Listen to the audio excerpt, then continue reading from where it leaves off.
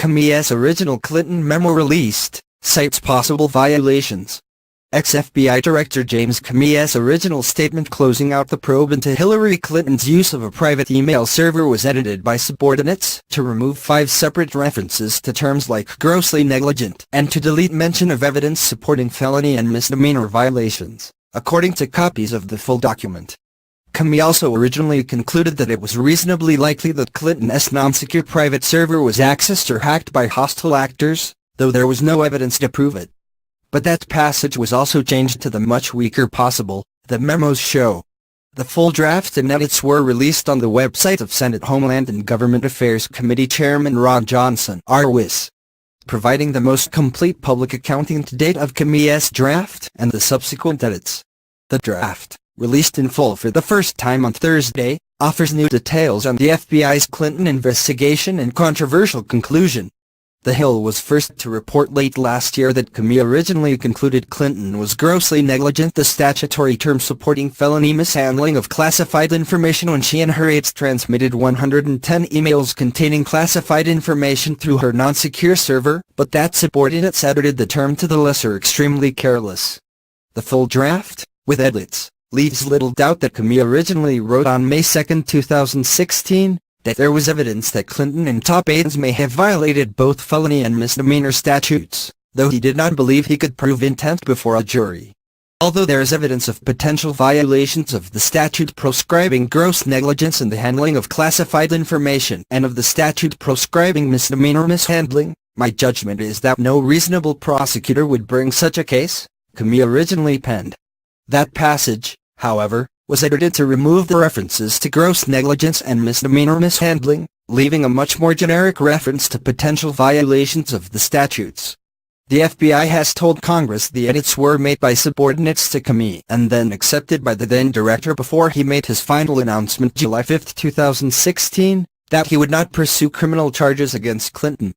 Johnson recently sent a letter to new FBI Director Christopher Wray demanding to know why such significant edits were made to Comey's draft and whether they were part of an effort by FBI subordinates to politically protect Clinton from a harsher assessment during the 2016 election.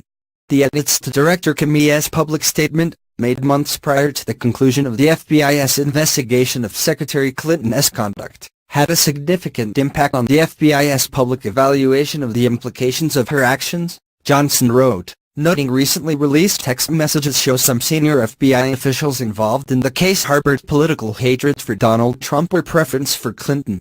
This effort, seen in light of the personal animus toward candidate Trump by senior agents leading the Clinton investigation and their apparent desire to create an insurance policy against Mr. Trump's election, raised profound questions about the FBI's role and possible interference in the 2016 presidential election, Johnson wrote.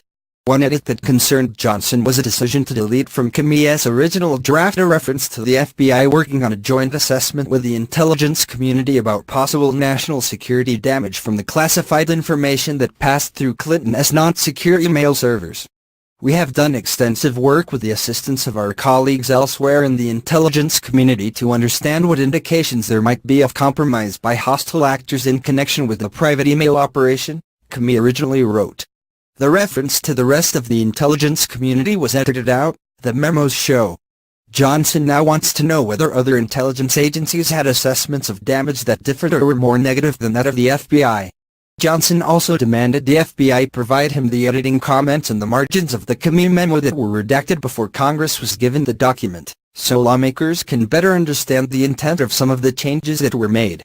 The full document shows that when Comey first sent to his top deputies the draft statement May 2, 2016, announcing Clinton wouldn't face criminal charges, he imagined it would be part of an austere news conference where he took no questions from reporters.